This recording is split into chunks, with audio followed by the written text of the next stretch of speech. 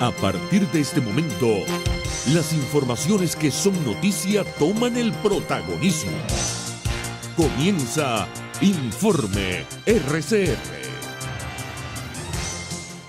Buenas tardes, sean bienvenidos a este su Informe RCR en su edición vespertina. Trabajaremos para ustedes en la Gerencia General de la Estación, Jaime Nestares, en la Gerencia de Producción, Wilixa Arcaya, en la producción de este espacio, Marilia García, Génesis Rodríguez y Mario Villarreal, en los controles, Víctor Mejía y frente al micrófono, Helen Machado.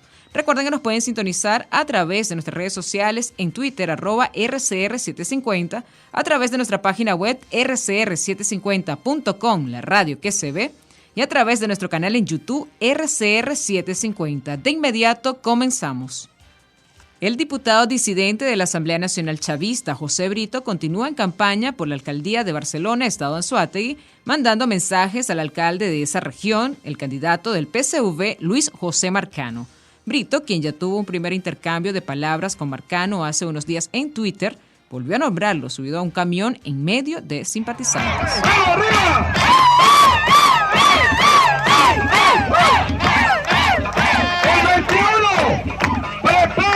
José Marcano, porque te vamos a meter la mamá de la mamá de la mamá.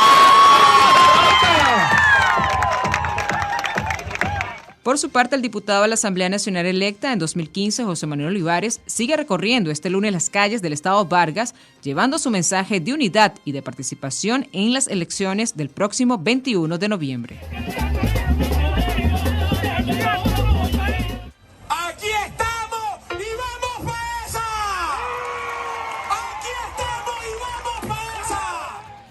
Entre tanto, David Smolansky, comisionado de la Secretaría General de la OEA para la crisis de migrantes y refugiados venezolanos, destacó hoy en RCR que no tiene ninguna expectativa con respecto a esas negociaciones entre el régimen de Maduro y la oposición en México, ya que a su juicio no existen condiciones claras sobre la mesa, entre ellas el desarme de los grupos armados como los colectivos.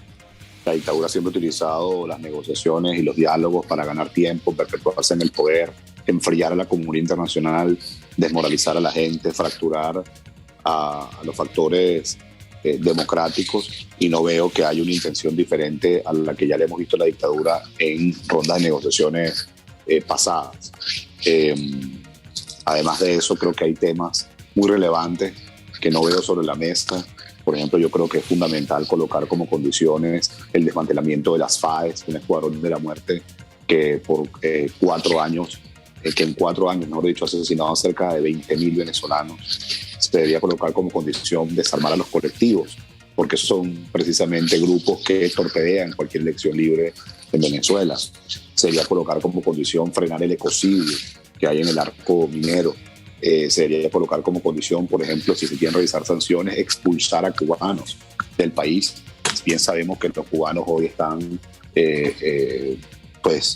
más que metidos en los cuerpos de inteligencia, contrainteligencia, en los cuarteles militares, etc.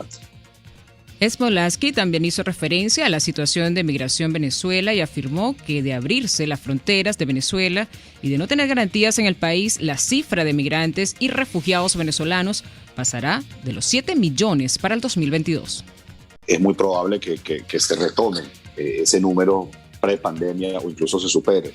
Quiero ser muy claro con esto. Antes de la pandemia, cuando las fronteras estaban abiertas, huían 5.000 venezolanos todos los días y cruzaban la frontera aproximadamente 40.000 venezolanos todos los días. Lo que pasa es que hay muchos que, cruzan la frontera solo por unas horas o por unos días, que es lo que se llama la migración pendular, ¿no? Van a Colombia a buscar alimentos, van a Colombia a buscar medicinas, incluso algunas personas van a trabajar a Colombia en la economía informal por un fin de semana y se regresan. Entonces, si se reabren las fronteras pronto y se profundiza la crisis en Venezuela, por eso es que estimamos que para 2022 se pudiese llegar a 7 millones de migrantes y refugiados venezolanos. Por otro lado, María Alejandra Aristiguieta, ex embajadora en Venezuela, en Suiza e internacionalista, afirmó este lunes a RCR que la alternativa democrática que está negociando con el régimen de Maduro aún no tiene los objetivos y criterios claros ante este nuevo proceso de diálogo y asegura que sin tener eso consciente, ese proceso será más difícil. La negociación tiene un objetivo distinto evidentemente tiene que tener un objetivo distinto para cada parte, pero del lado de la alternativa democrática tengo la impresión, y corrígeme si ese es el caso, que tenemos al menos unos 3 o 4 objetivos distintos. Entonces, si no tenemos un criterio claro de cuál es el objetivo, se hace muy difícil, y esto en cualquier negociación es así, se hace muy difícil saber hacia dónde vas. Tú vas en un proceso de negociación, tienes que intercambiar objetivos, digamos, prioridades, y si tú no tienes claro cuál es tu objetivo final, pues probablemente en el camino, en ese toma y dame que supone ser una negociación, pues tampoco vamos a tener claro cuáles deben ser esas fichas de cambio que vamos a tener a la mano. Entonces, en ese sentido yo también coincido y pienso que es muy importante que se tenga clara cuál es la intención última de la alternativa democrática, si es un acuerdo parcial, si es un acuerdo global, si se trata aquí de llegar al fin de una era o de una situación para entrar en una nueva y pasar a una transición democrática, etcétera, si se trata de un proceso electoral de regionales nada más. Además, María Alejandra Aristigueta reiteró que el régimen de Maduro, a cambio de la oposición, sí tiene sus criterios y objetivos muy claros ante ese nuevo diálogo, que es seguir anclados en el poder y que se les reconozca internacionalmente como el gobierno de Venezuela. Y la permanencia en el poder tiene entonces como objetivo, digamos, ese es el gran objetivo final, pues entonces tú tienes toda una cantidad de estrategias que te van a llevar a la consecución de ese objetivo. Y entre ellas, pues puedes hacer uso de la negociación como parte de ese objetivo final, descalificándola, utilizando herramientas de propaganda, utilizando probablemente también utilizando una serie de situaciones a lo interno para que se presenten como favorables a ellos y no favorables, o sea, favorables al gobierno de facto y no favorables a la salida negociada de la situación en la que se encuentra Venezuela. Y de esta manera, pues evidentemente, podríamos decir que el hecho de llevar esto a un proceso de negociación de regionales exclusivamente como parte de un objetivo de permanencia en el poder es perfectamente visible, es plausible. En otras noticias, la rectora del Consejo Nacional Electoral, Tania de Amelio, reafirmó este domingo que quienes estén inhabilitados no podrán postularse como candidatos para las elecciones regionales y municipales del 21 de noviembre. A través de un comunicado publicado en Twitter, de Amelio señaló que las condiciones de inelegibilidad para gobernar de estado y alcalde de municipio. La ONG Venezuela Médicos Unidos aseguró este domingo que ha seguido llegando vacunas desde China contra la COVID-19, pero el Ministerio de Salud no lo ha anunciado públicamente. Las vacunas chinas están llegando, solo que el ministerio no las está anunciando. Entonces hay vacunas, desconocemos cuántas, pero se saltaron en el plan y se hace de manera desorganizada o desordenada y politizada con la página Patria y el Carnet. La solución es ampliar puestos de vacunas, indicó la ONG en su cuenta en Twitter. Entre tanto, la vicepresidenta de la administración de Nicolás Maduro, Delcy Rodríguez, informó que este domingo se contabilizaron 325.716 contagios y 3.895 fallecidos por COVID-19. Rodríguez informó que en las últimas horas se registraron 1.074 nuevos casos y 9 fallecidos por COVID-19. La funcionaria chavista destacó que Monagas es el estado donde se registra la mayor cantidad de casos comunitarios, con 167 contagios, seguidos por las entidades Anzoátegui, Miranda y Caracas. Pasando a otras noticias, durante la tarde de este domingo, 22 de agosto, las torrenciales lluvias provocaron el desbordamiento de la quebrada que inundó el estacionamiento del complejo deportivo, recreativo y cultural de Los Salias, San Antonio de los Altos. Asimismo, la quebrada también ocasionó la inundación del estacionamiento del Centro Comercial Los Castores. Por su parte, sectores del oeste de Caracas, en Distrito Capital y las zonas de Miranda, quedaron a oscuras luego de registrarse fuertes lluvias que ocasionaron las fallas en el sistema eléctrico. Apenas hace 12 días, lluvias torrenciales afectaron también a Caracas y Miranda. En ese sentido, el presidente del Instituto Nacional de Meteorología e Hidrología, INAMET, José Pereira, explicó que en aproximadamente 2 horas entre las 5 p.m. y las 7 p.m. se registraron niveles casi históricos en precipitaciones para un mes de agosto. En materia económica, el primer vicepresidente de Fedecámaras, Adán Celis, afirmó este lunes que el decreto 4552 no alcanza las expectativas que se habían hablado dentro de los sectores económicos y productivos del país. Comentó que hoy le están poniendo impuestos para muchas de las materias primas que no se hacen en Venezuela y el producto terminado lo liberan. Adicionalmente, una serie de cosas que la Gaceta no es muy clara, que deja abierto al importador de seguir importando sin pagar IVA o sin pagar ningún tipo de arancel, dijo. Celis insistió en que el más reciente decreto no cubre las expectativas que se están buscando de incentivar la producción nacional.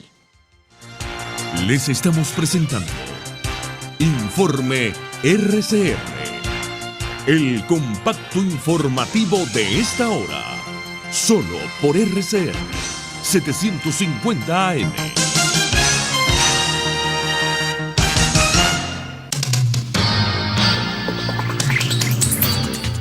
En internacionales, la ex candidata presidencial Keiko Fujimori reconoció este lunes a Pedro Castillo como presidente del Perú, luego de considerar ilegítima la proclamación del mandatario y retrasar su nombramiento con más de 1 millar de impugnaciones en las que denunció sin pruebas fehacientes en supuesto fraude. La ex candidata derechista, hija y heredera política del expresidente Alberto Fujimori, aseguró además en una entrevista en RPP que en su condición de lideresa de Fuerza Popular, el partido de la oposición con más fuerza en el Congreso, está dispuesto a reunirse con Castillo, quien asumió la presidencia peruana el pasado 28 de julio. Yo reconozco al señor Pedro Castillo como presidente de la República de nuestro país y que haga un buen mandato en los próximos 5 años. En otras noticias, el Pentágono insistió este lunes en que quiere culminar la retirada de las fuerzas de Estados Unidos en Afganistán para el 31 de agosto, pese a que el presidente estadounidense Joe Biden no descarta que el plazo pueda extenderse. Así lo afirmó el portavoz del Departamento de Defensa de Estados Unidos, John Kirby, en una rueda de prensa en Washington. Aún así, indicó que si es necesaria una extensión de ese plazo, el Pentágono ofrecerá opciones al presidente para que tome la decisión correcta. En otras informaciones, la Administración de Alimentos y Fármacos de Estados Unidos concedió este lunes su aprobación total a la vacuna contra el COVID-19 de Pfizer, el primer suero de este tipo en el país que obtiene luz verde completa del regulador, ya que hasta ahora tenía solo de emergencia. Así lo informó la FDA en un comunicado donde su comisionada en funciones, Janet Woodcock, resaltó que se trata de un hito en la lucha contra la pandemia. Por su parte, en la India también se registraron este lunes poco más de 25.000 nuevos casos de coronavirus, la cifra más baja de contagios en 5 meses después de que desde mediados de mayo, esta nación de 1.350 millones de habitantes se convirtiera en el epicentro mundial de la pandemia.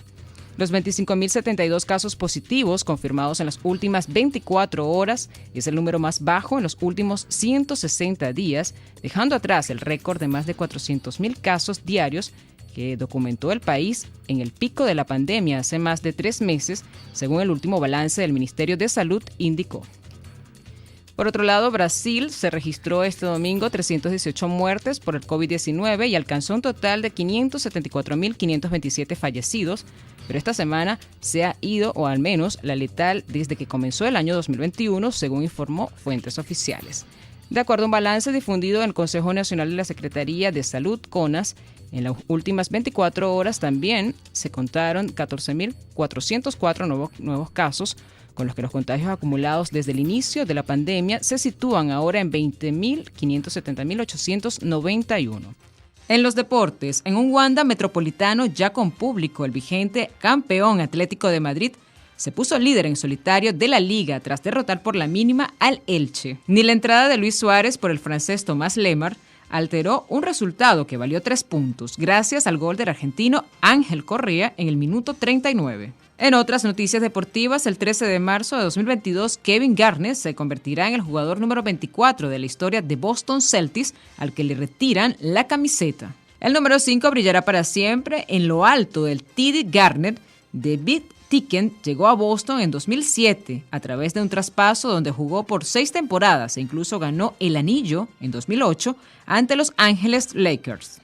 Y así finalizamos este compacto informativo. Los invitamos para que sigan con más de la programación de su RCR. Hasta aquí, este compacto noticioso. Manténgase en nuestra sintonía, porque estaremos informándole de la noticia al momento de producirse. RCR 750 AM.